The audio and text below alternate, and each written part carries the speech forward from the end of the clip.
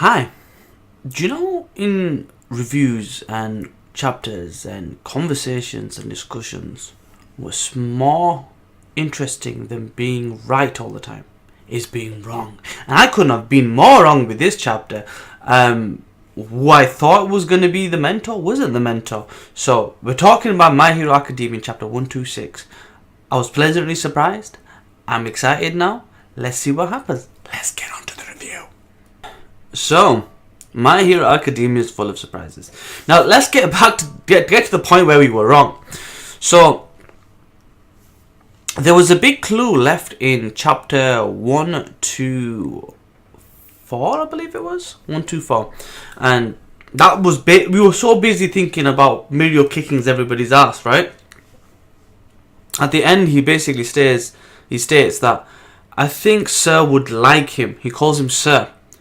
Later on in that chapter, right at the end, we see Sir Midnight sat down, and the person comes in and goes, Sir, there's information about perpetrators, and we get introduced to Overhaul, who's going to go meet the League of Villains, right? And it completely escaped me, because I thought, who's that guy? And it never crossed my mind.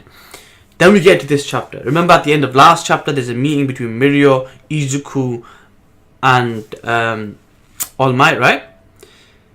We get to find out what that's all about. But let's go into it. So we find out at the beginning of the chapter that first year students aren't to be allowed to become interns because of everything else that's going on. However, those officers with good track records will be allowed.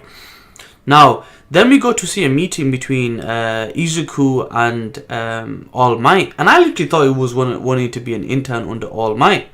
But the logic behind the reasoning behind picking this character was interesting, because he says, I want to work under Mr. Midnight or Sir Midnight. And I thought to myself, who's Sir Midnight?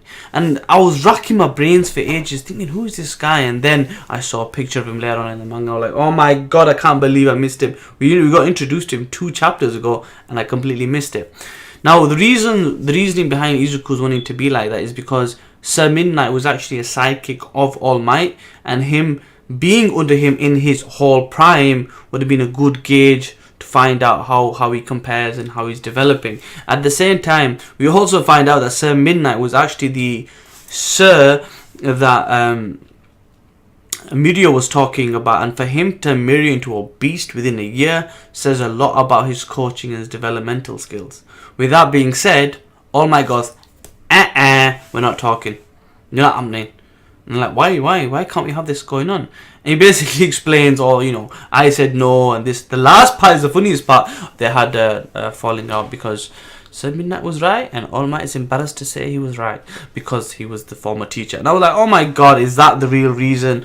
But then they bring Mirio into this conversation. And Mirio's like, what's your goal? And he goes, to be the best ever, which is rather cliche, but if you're going to be All Might, who's number 1? If you're not going to aim for number 1, you're selling yourself short. So that's actually a good goal to have. Now, what's also interesting was Mirio's was the one that was going to get picked to basically be the next successor for All Might's power, or if he didn't meet Izuku. I found that really interesting because there's so much resemblance between them. There's so much likeness between them, because he's got that smile, that goofy personality. He's a showman. He's got a type of charisma. It suits him being like All Might. It really did. And for them to say, he was going to be the one that's going to be picked, I was like, you know what?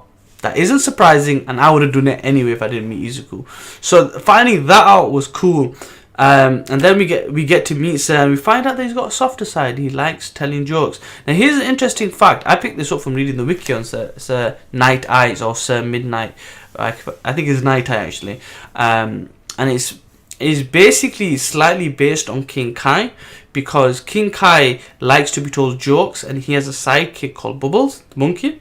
Funnily enough, this Sir Midnight likes getting told jokes, and the person that's with him already, the one that gets on the laugh torture, the tickler, basically is dressed like a monkeyish type of person. So there's that likeness to Dragon Ball. So he goes, tell me a joke. And that face, oh my god, he made All Might's face. And I don't know how he's gonna take this. He's gonna take it with a pinch of salt and laugh it off, or is he gonna be insulted because that's his former master?